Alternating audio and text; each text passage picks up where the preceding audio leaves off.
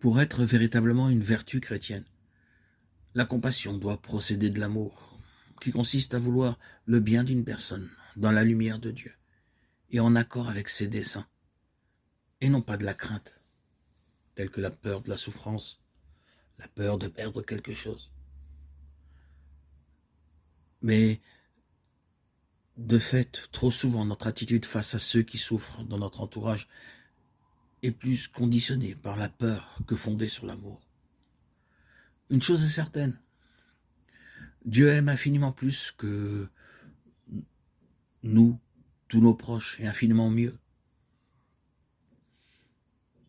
Il désire que nous croyions à cet amour et que nous sachions aussi abandonner les êtres qui nous sont chers entre ses mains.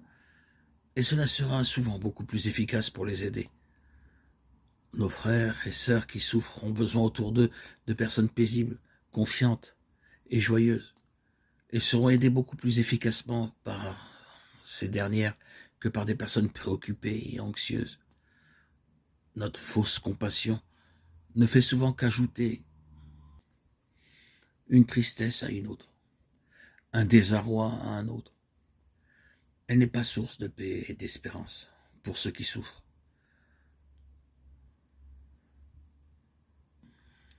Je voudrais donner cet exemple concret de cette jeune femme qui souffrait beaucoup d'une forme de dépression avec des craintes et des angoisses, qui l'empêchaient souvent de sortir seule en ville. Sa mère, fortement découragée et toujours en larmes, suppliait que l'on prie pour sa guérison. On peut respecter infiniment la douleur compréhensible de cette maman, et pour cela prier.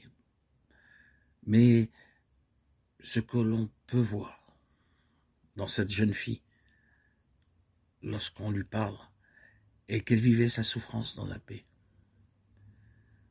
Elle disait « Je suis incapable de prier, mais la seule chose que je ne cesse de dire à Jésus est la parole du psaume 23. Tu es mon berger, je ne manque de rien. » Elle voyait des fruits positifs de sa maladie, en particulier dans son père qui, autrefois très dur envers elle, changeait d'attitude constamment. Il y a de nombreux cas de ce genre. Une personne est dans l'épreuve, mais elle vit mieux cette épreuve que son entourage, qui s'agite et s'inquiète autour d'elle. Il y a parfois une manière de multiplier les prières de guérison, voire même de délivrance, de rechercher tous les moyens possibles et imaginables pour obtenir la guérison de la personne, sans se rendre compte que la main de Dieu est sur elle de toute évidence. Je ne dis pas qu'il ne faille pas accompagner par une prière persévérante les personnes qui souffrent et demander leur guérison, ni faire ce qui est humainement et spirituellement possible pour l'obtenir. C'est un devoir de le faire, bien sûr, mais dans un climat de paix et d'abandon confiant entre les mains de Dieu.